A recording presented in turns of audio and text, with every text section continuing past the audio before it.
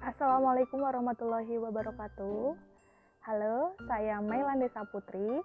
Kali ini kita akan membahas mengenai materi sosiologi, yaitu tentang ketimpangan sosial. Nah, apa sih ketimpangan sosial itu? Ketimpangan sosial itu merupakan suatu keadaan ketidakseimbangan yang terjadi di tengah-tengah masyarakat, bisa dilihat dari status sosial, status ekonomi, maupun budaya.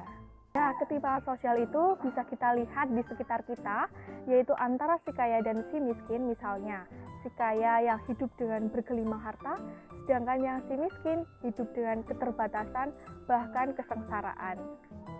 Si kaya dan si miskin kita bisa ibaratkan seperti di timbangan. Antara yang satu dan yang satunya itu tidak setara atau jomplang, jadi berat sebelah. Seperti itu. Faktor ketimpangan sosial yang pertama meliputi stratifikasi sosial. Stratifikasi sosial yaitu berupa kelas sosial dan sistem kasta. Sistem kasta kita bisa lihat di masyarakat Bali, yaitu meliputi Brahmana, Ksatria, Waisya, Sudra. Nah, di antara masyarakat yang berbeda kasta, mereka itu dilarang untuk menikah. Apalagi jika dari pihak laki-lakinya itu kasta terendah, sedangkan pihak perempuan itu kasta tertinggi, dan mereka itu sangat dilarang untuk menikah. Sedangkan untuk kelas sosial, misalnya seperti si kaya dan si miskin tadi yang saya jelaskan, ada 3 tingkatan. Yang pertama itu paling tinggi, kemudian yang kedua menengah, dan yang ketiga itu paling rendah. Nah, paling tinggi itu meliputi para orang kaya, para penguasa, kemudian yang golongan menengah itu meliputi para pedagang, para petani pemilik lahan, sedangkan golongan terendah itu para budak, para petani, hanya petani buruh. Faktor ketimpangan sosial yang kedua yaitu sikap prejudis. Sikap prejudis merupakan sikap prasangka, yaitu menilai sesuatu dengan hanya generalisasi dan tidak realita serta cenderung subjektif. Sikap prejudis itu misalnya seseorang menilai si A itu seperti ini, padahal belum tentu. Faktor ketimpangan sosial yang ketiga yaitu diskriminasi. Diskriminasi itu sikap membeda-bedakan. Misalnya kalian di sekolah, tidak kalian ya, misalnya ada seseorang di sekolah itu temannya ada yang gendut, dan mereka membuli, wah gendut.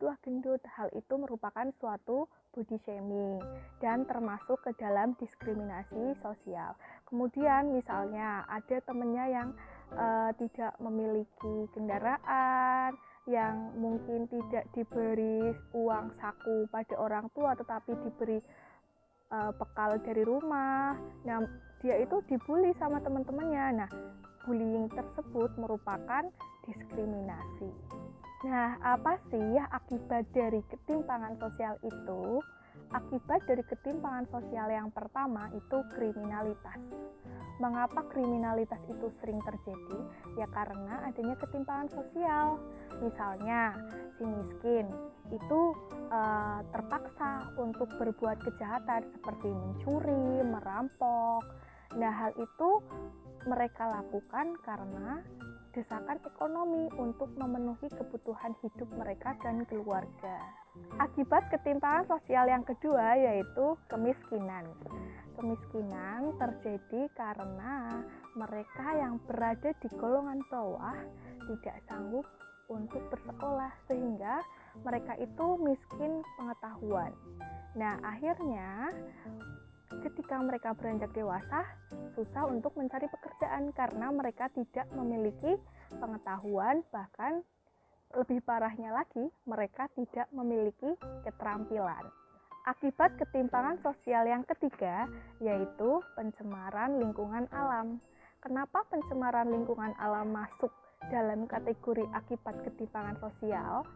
Hal itu terjadi karena misalnya kita lihat dari si kaya terlebih dahulu. Si kaya itu mereka serakah, ingin membabat hutan, misalnya seperti untuk didirikan suatu perusahaan tertentu untuk ladang berbisnis. Sedangkan bagi golongan si miskin, mereka itu terpaksa untuk menebang pohon secara sembarangan untuk memenuhi kebutuhan hidup mereka dan keluarganya. Akibat ketimpangan sosial yang terakhir merupakan kemerosotan moral. Kita lihat dari sisi si orang kaya terlebih dahulu.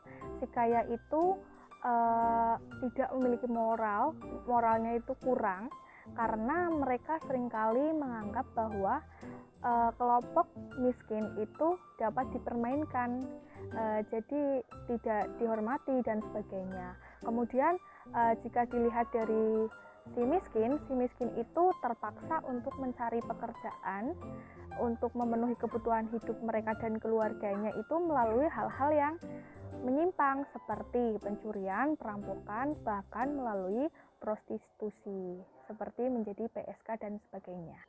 Di balik itu semua, pasti tentunya ada upaya atau cara mengantisipasi terjadinya ketimpangan sosial. Yang pertama itu meningkatkan kualitas sumber daya manusia. Peningkatan kualitas sumber daya manusia dapat dilakukan dengan misalnya mengikuti pelatihan-pelatihan tertentu untuk mengasah keterampilan yang dimiliki oleh seseorang. Kemudian yang kedua adalah peningkatan kualitas penduduk. Peningkatan kualitas penduduk bisa dilakukan melalui pendidikan dan kesehatan. Pendidikan misalnya diberi kebebasan kepada peserta didik dan sebagainya. Kemudian untuk kesehatan itu tidak adanya pembeda antara untuk masyarakat kaya dan untuk masyarakat miskin itu tidak ada syarat seperti itu. Kemudian yang ketiga adalah menciptakan peluang kerja. Dengan menciptakan peluang kerja, maka mereka yang tidak memiliki pekerjaan tentu bisa untuk mencari pekerjaan di situ dan sebagainya. Seperti kita lihat di pedesaan misalnya ada sebuah toko sembako di mana toko sembako itu membuka untuk karyawan-karyawan di tokonya dan hal itu tentu membantu masyarakat sekitar.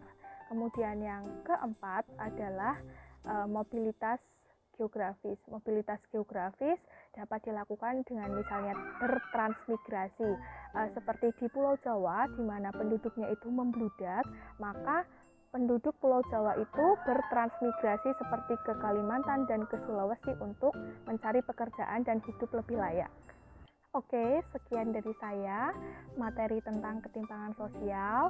Semoga materi dari saya ini bisa membantu kalian semua untuk lebih paham mengenai materi ketimpangan sosial. Terima kasih. Wassalamualaikum warahmatullahi wabarakatuh.